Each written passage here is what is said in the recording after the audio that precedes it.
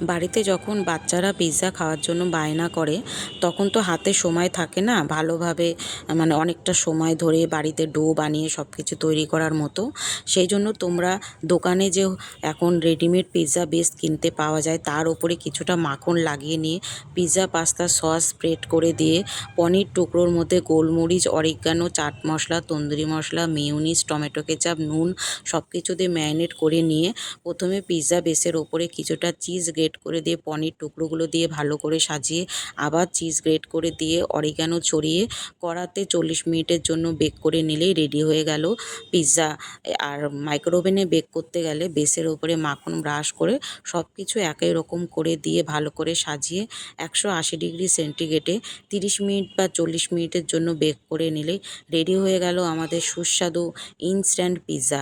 দোকানের থেকে খেতে কিন্তু কোনো অংশে কম নয়। বাচ্চাদের বানিয়ে দাও, বাচ্চারাও খুশি হবে, চাইলে তোমরা বড়রাও খেতে পারো। ভিডিওটি কেমন লাগলো অবশ্যই লাইক কমেন্ট শেয়ার করে জানিও।